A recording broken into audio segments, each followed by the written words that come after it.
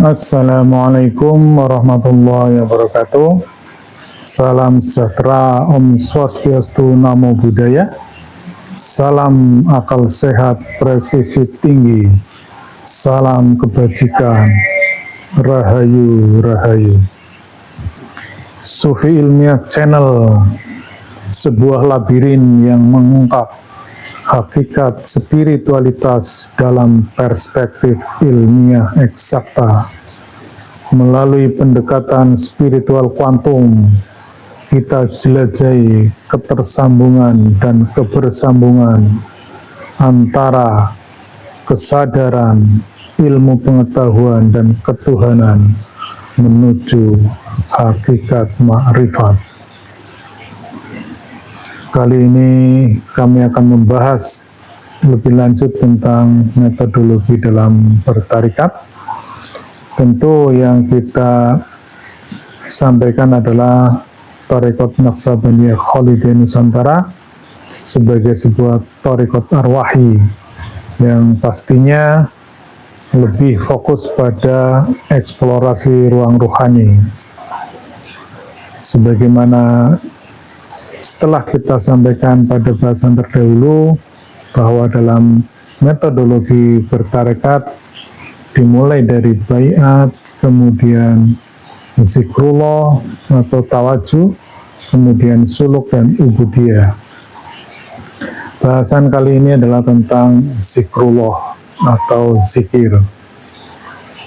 Dalam tarekat ini, zikrullah dikenal dengan istilah tawajuh, yaitu sebuah ritual sebagaimana zikir pada umumnya, yaitu pada level dasar dengan menyebut Allah, Allah, Allah.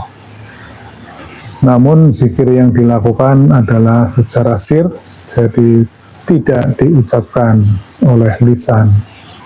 Tentu karena ini perspektifnya ilmiah, maka bahasan yang kami elaborasi yaitu dalam perspektif ilmiah. Hal yang paling dekat persinggungannya yaitu terkait dengan frekuensi dan gelombang maupun hukum medan kuantum. Baiklah, agar kita mempunyai pemahaman yang presisi, saya sampaikan dulu bagaimana praktek zikir dalam thariqat kami. Zikir yang dilakukan dalam thariqat ini adalah zikir secara sir, yaitu tidak diucapkan. Namun secara pemaknaan dapat dipahami bahwa yang diungkapkan adalah lafaz Allah, Allah. Dan secara teknikal, lafaz tersebut ditembakkan kepada qalbu kita, dengan tujuan akhirnya agar qalbu kita senantiasa bergetar seirama dengan lafaz Allah, Allah, Allah. Baiklah pemirsa dimanapun berada, agar pemahaman kita lebih komprehensif, baiknya kita sampaikan dalam perspektif ilmiahnya dan bagaimana tahapan-tahapan dalam zikir dalam thariqat kami. Pada tahap pertama, zikir dilakukan dengan tujuan untuk menghidupkan kolbu seorang salik, sehingga dengan ditembakkan lafaz Allah, Allah ke dalam kolbunya, maka kolbu kita akan merespon dan bergetar dengan getaran tertentu. Dan hal ini dilakukan secara terus-menerus dengan jumlah tertentu. Oleh karena itu, pada saat pertama sang salik mengikuti thariqat ini diwajibkan untuk berzikir setiap hari dengan jumlah tertentu. Sehingga tujuan akhirnya kolbu kita menjadi hidup dan bergetar sepanjang waktu.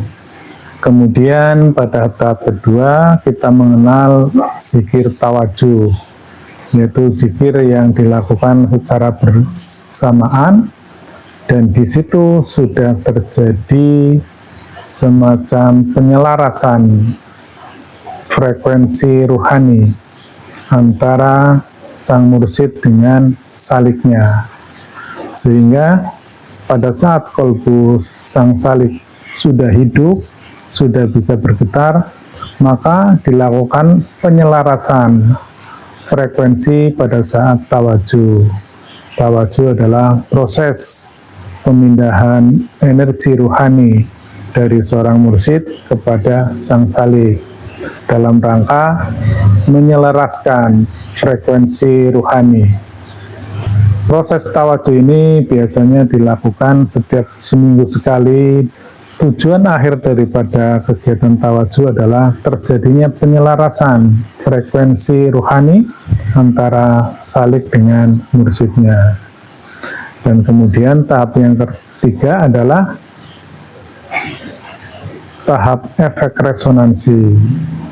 Ketika frekuensi ruhani seorang salik sudah sama dengan frekuensi ruhani mursyidnya, maka hal itu akan terjadi resonansi frekuensi ruhani.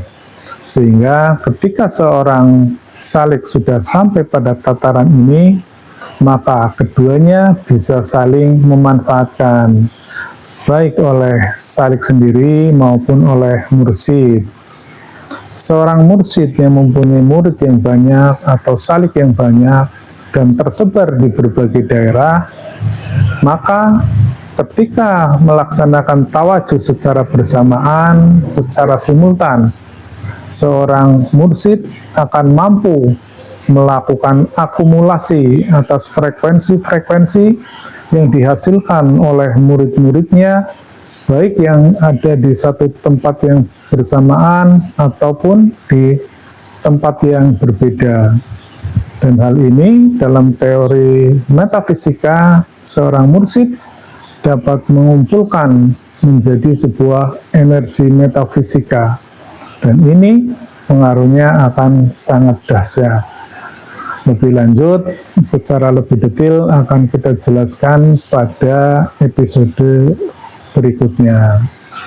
Demikian, mungkin sebagai simpulan dapat saya sampaikan bahwa zikir yang dilakukan adalah zikir sir dalam rangka melakukan aktivasi kolbu.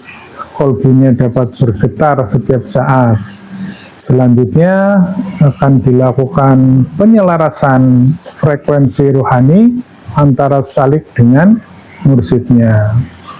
Dan pada tahapan implementasi, maka ketika frekuensi ruhani salik dengan mursyidnya telah selaras, maka akan dapat terjadi resonansi frekuensi ruhani. Dengan demikian, tidak hanya seorang murid mendapatkan manfaatnya, tetapi seorang mursyid juga dapat memanfaatkan atau mengakumulasikan seluruh frekuensi ruhani dari salik-salik yang melakukan tawajuh atau zikir secara bersamaan. Demikian, ilahi anta maksudi wa ridhoka matlubi. Wassalamualaikum warahmatullahi wabarakatuh.